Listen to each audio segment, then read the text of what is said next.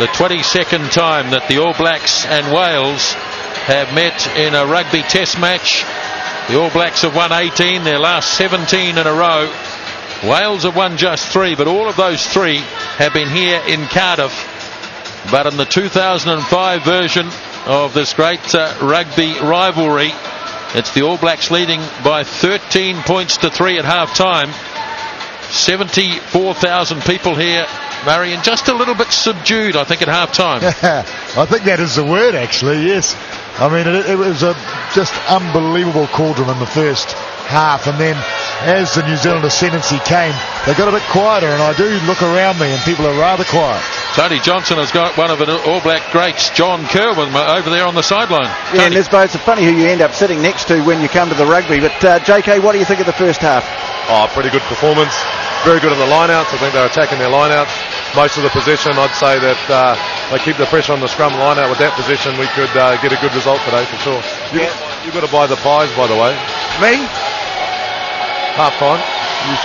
There's no way I'm going to buy the pies, mate, because I wouldn't know the way to the pie shop. Thanks very much. Great to see you. And look forward to the second half. John Kerwin, he would have had many a great battle against the Welsh.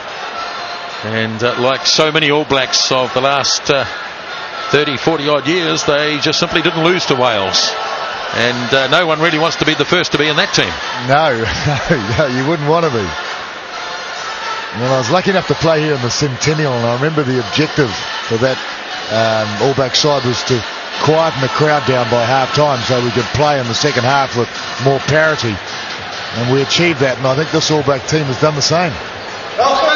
The big rugby program here in Wales. Fiji playing here next Friday night. Already they've pre-sold over 50,000 tickets.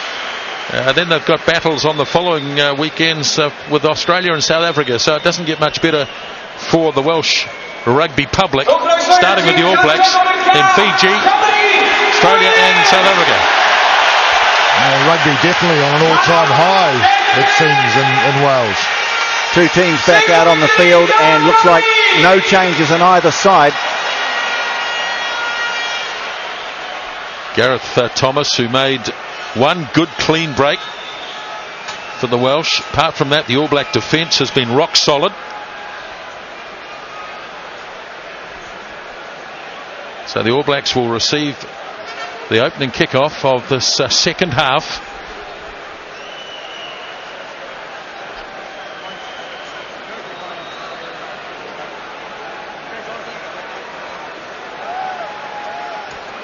Chris White checking with everybody, and we're just about set to go.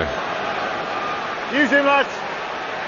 Stephen Jones with the kickoff. Away we go, second half. Lining this up is Chris Jack. Takes it nicely too, just near the 22.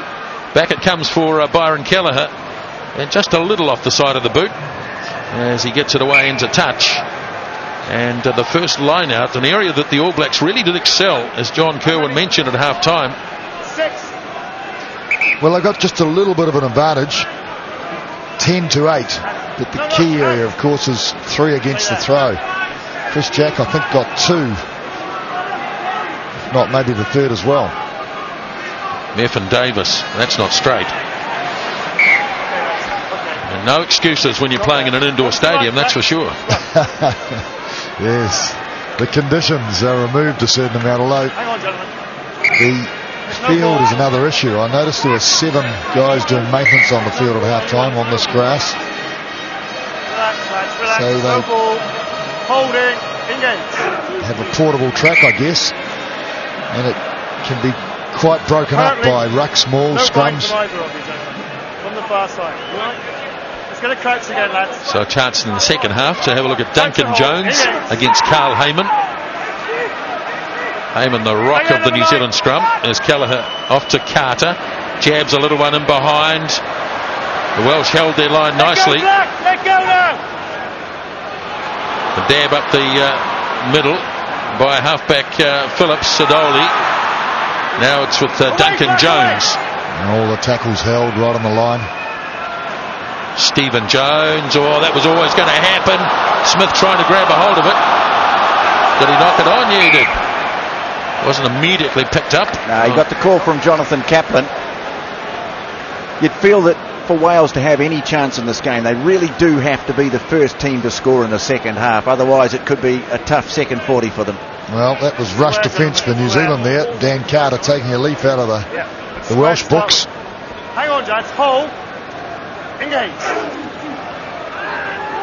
Michael Phillips again, the scrum screwing. It's not stable. Well, they nearly didn't clear that ball and just about lost possession, I'd say. Like, I'm no expert on the scrummaging, but it looks to me like Namir Tialata is doing a tremendous job on Adam Jones on the loose head side for the All Blacks. Hold, Blacks. That's the way most of the scrums have wheeled. Better this time from Wales. Owen. Jones running from depth, looking better this time, but then the last pass is a shocker. Kevin Morgan has to recover the ball, or try to. Now it's with Shane Williams. Marsoe gets a hold of him. Oh, turnover. Oh, the ball's been turned over, so Keller brings it away for Carter. Now it's with Collins to Heyman, Oliver, and the All Blacks in possession right in centre field as Kelleher delivers up to Carter, looking for the gap. Almost goes to his way through. Now Rico Gear on Gareth Thomas. He's done him, and Rico Gear is in. Try number 2. Oh, lovely play. Dan Carter created it. He created the space, and Rico Gear, well, he's looking like a prince of wingers to me, the way he beats a man. But he judged that beautifully. Hasn't this man come on in 12 months? Confidence when he's got the ball out wide. He backs his ability. What a way to finish. But how is Carter? He made the call to switch the play, and the timing, the accuracy of the pass. This kid is just something very special. Just got to check the grounding of the ball. Don't think there's a problem. Scott Young is upstairs somewhere. Nobody's in any doubt. Well, both teams have gone to their respective positions. Obviously the referee was. Otherwise he would have looked pretty good to me. Well, I guess he needs a replay to make that decision. There we go. Well, why would you need to go to a replay for that? Exactly. Exactly. It just slows down the whole momentum of the thing, doesn't it? Time back off. It was worth a look, wasn't it? If Carter, I don't know. I don't think it was. If Carter kicks this goal, it'll be 20 points to 3, which would be a phenomenal lead 5 minutes into the second half.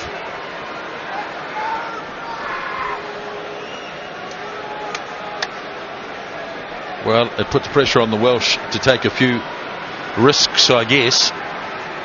It means they won't be able to kick their way to victory. They'll have to score tries.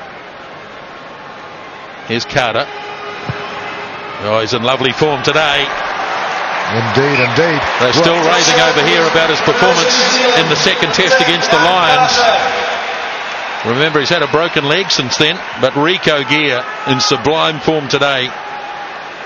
So the turnover was just what numbers over the ball, really.